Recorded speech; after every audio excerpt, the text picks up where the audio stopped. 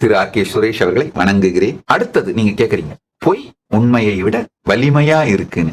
ஆழ்ந்து புரிஞ்சுக்கோங்க. இந்த ரொம்ப பிராக்டிக்கலா டவுன் டு எர்த் உங்களுடைய சூழலிலிருந்து இதற்கான விடையை அளிக்கிறேன், கேட்டுக்கோங்க. இப்ப உங்களை பத்தி ஒரு பொய்யை பரப்பும் பொழுது சமூகத்தில் இருக்கவங்க உங்களை பற்றி எதிர்மறையான முடிவெடுத்து உங்கள் வாழ்க்கையில் உங்களுடைய நோக்கத்தை, உங்கள் வளர்ச்சியை தடுப்பார்கள் அப்படின்னு உங்கள் எதிரிகள் எதிர்பார்ப்பதனால் தான் பொய்ய பரப்புறாங்க. ஒண்ணு, நீங்க அதை பார்த்து பயப்படுவீங்க அப்படிங்கிறது தான் அவங்களுடைய பலம்.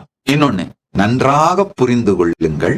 பிராக்டிக்கலா நிதர்சனமா பாத்தீங்கன்னா உங்களுடைய வாழ்க்கையில் உங்களுடைய நோக்கத்தை ஃபர்தர் பண்ணி நீங்க செயல்படுவதற்கு எங்கெல்லாம் உங்களை பற்றி பரப்பப்பட்ட வதந்தியும் பொய்யும் தடையாக இருக்கிறதோ அங்கெல்லாம் கொஞ்சம் உங்களுடைய ஒர்க்கை அதிகமாக்கி ஹார்ட் ஒர்க் பண்ணி அவர்களுக்கு புரிய வைத்து டவுட்ஸ, குவெஸ்டின்ஸ புரிய வச்சு தைரியமா செயல்பட ஆரம்பிச்சீங்கன்னா இந்த பொய்யும் வதந்தியும் உங்களை பொசுக்காது, நசுக்காது. இந்த பொய்யும் வதந்தியும் உங்களை பொசுக்கவும் நசுக்கவும் முடியல அப்படிங்கிற உங்களுடைய எதிரிகளுக்கு தெரிஞ்சாலே அவர்கள் புசுங்கி போவார்கள், நசுங்கி போவார்கள்.